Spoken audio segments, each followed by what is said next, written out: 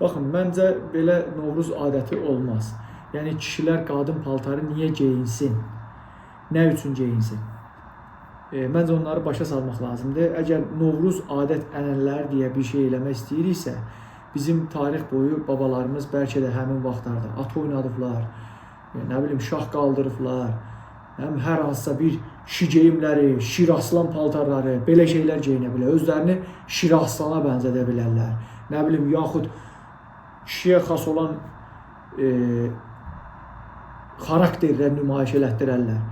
Amma burada artıq kişilərimizin qadın paltarı geyinmək hansı tarixi bir əsası əks etdirə bilər ki?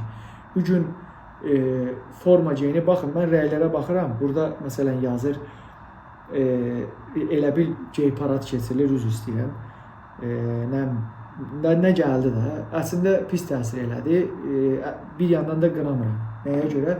Çünki biz bugün qadın paltarı geyinən kişilərə ağzına gələni deyirik.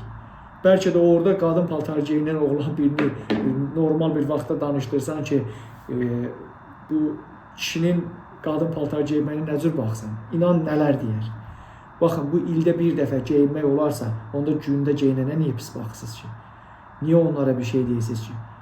Əgər olmazsa, ildə bir dəfə də olmaz, tənqid eləyirsə, bəli, mən də bəyənmirəm, kişinin kişi xarakteri var, kişinin kişi görünüşü var, gedin, oynayın, nə bilim, qapı-qapı bayramlaşın, amma normal geyimdə. Həmişə hansı geyimdə olursa, həmişə nə cür tanınırsa o formada. Mən bunları həqiqətən də qəbul eləmək istəmirəm və hər bir insandan da xahiş edirəm ki, növbəti proseslərdə bu şeyin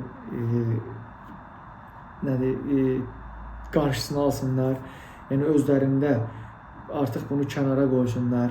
Çünki Azərbaycan, Qazax şəhəri daim vətənpərvərlərinlə, ondan sonra generallarınla, ziyalılarınla tanınıb, şairlərinlə tanınıb.